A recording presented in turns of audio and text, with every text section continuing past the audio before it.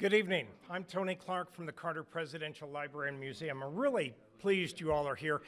There is no, I think, more appropriate place for this author program than right here. Last November, the Carter Library and the Central Intelligence Agency had a seminar, and the CIA released a number of documents related to the Camp David Accords, and it was just a fascinating look at everything that went into getting ready for the Camp David Accords, and President Carter discussing his remembrances of the Camp David Accords. One of the people in the audience that day was Lawrence Wright. Lawrence Wright is an author, screenwriter, playwright. He's a staff writer for The New Yorker. He's written for Southern Voices, Texas Monthly, Rolling Stone, and at The New Yorker, many of his articles have won prizes, including 2 National Magazine Awards. He's a co-writer of movies, including The Siege and Showtime's movie Noriega, God's Favorite.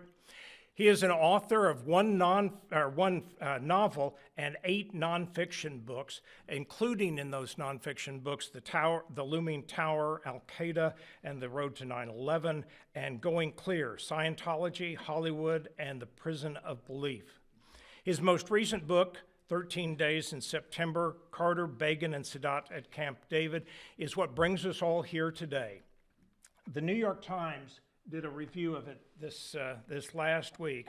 It's a glowing review of the work he has done, and I think it probably sums it up best at the end when the writer says, Lawrence Wright makes a masterly case that it's time we gave credit to Jimmy Carter, gave him full credit for all the lives his inspired diplomacy has saved.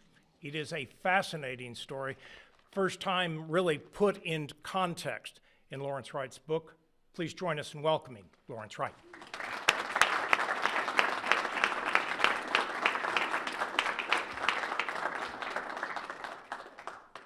Well, thanks so much. It's good to be back in Atlanta, not just back from the research that I did here at the library, but I used to live around the corner. We lived on what was then called Forest Road. It's now Ralph McGill Boulevard. Some of you know that. Here, this was a vacant lot. It looked like it would never be anything other than a vacant lot, but it's so great to see what it's become. I'm going to tell you a little bit about how this book came about, and then I'm going to talk about 3 chronologies that I have in the book, which are the 13 days of Camp David and the history of the modern Middle East, and also the sort of biblical plates that move history around even to this day. This book had a really odd beginning, unique as far as I know. I got a call in 2011 from Gerald Rafshoon. Many of you know him. He was Jimmy Carter's media advisor in the White House. And he was asking if I would be interested in writing a play about Camp David. His pitch was that this is when a born-again Christian, a pious Muslim, and an Orthodox Jew went behind closed doors for 13 days and emerged with the only durable peace treaty in the region. It was a pretty good pitch. I thought, that's interesting. And also, we had lived here when Carter was governor, when he ran for president. And we also lived in Cairo when Sadat became president. We were teaching at the American University there. And as a reporter, I'd spent several trips to Israel. So I thought it was a good fit for me. But I said from the beginning, I want to research this just the same way I would do a New Yorker story or a book. I have to talk to everybody. I have to go to Middle East and talk to all the surviving delegates over there so that we get their perspective in as well. So we began by going to Plains. And for those of you who have never been to the President and Mrs. Carter's house there, it's very modest. They built it after Jimmy retired from the Navy and came home to take over the peanut warehouse after his father had died. And they were sitting on a blue chintz couch with matching blue chintz curtains behind them. And on the wall behind the couch was a painting that Jimmy Carter had done of the room we were in. And it looked to me like an illustration from Goodnight Moon. It was so Jerry Rafshoon says, Mr. President, Larry works for the New Yorker. At this time, I have to preface this. I'm working on the play, not the book. And I'm trying to envision in my mind who's on stage. I mean, Carter, Begin, and Sadat. Anybody else? So Jerry says, Mr. President, Larry works for the New Yorker, and he recently wrote a piece about Scientology. Oh, I read that. I found that most intriguing. And Rosalind turns around and says, since when did you start reading the New Yorker?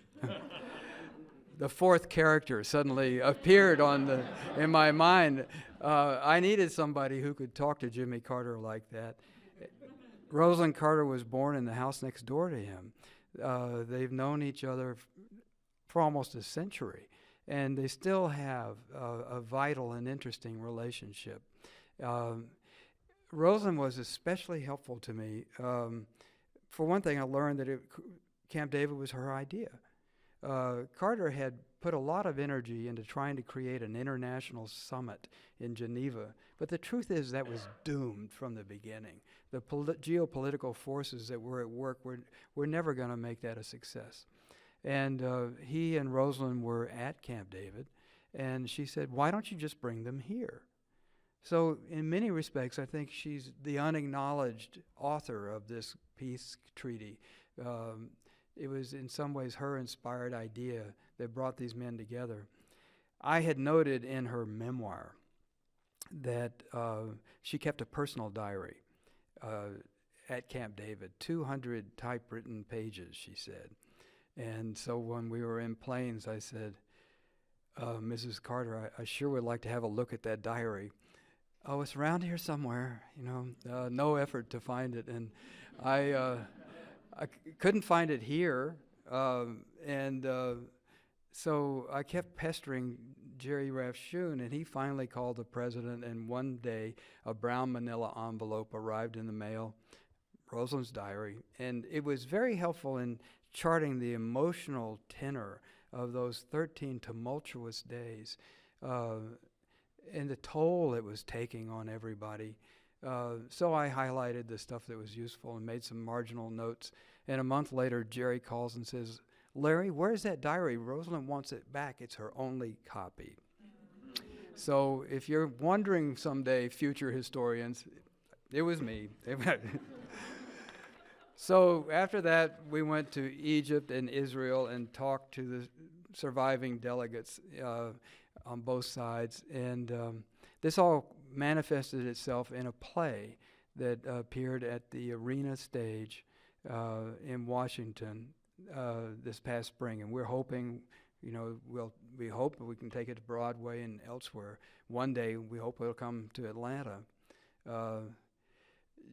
I was apprehensive about the president's reaction, and he was apprehensive about the play before he saw it, and at the end, Jerry said that he had never seen Carter cry, and he was openly weeping. And he went up on stage, he and Rosalind, and Jahan Sadat was also present. He went, Hallie Foote played Rosalind, and he went up and took her hand and said, I fell in love with you again tonight. Pretty good line for a man that's about to be 90 years old, I gotta say. But by that time, I was already deep into writing this book. The issues that were on the table at Camp David, so many of them are in front of us still, right today. And I thought if I could write about what was going on at Camp David, I could understand in a deep way the roots of this conflict that continues to send the Middle East into turmoil and threatens the world order.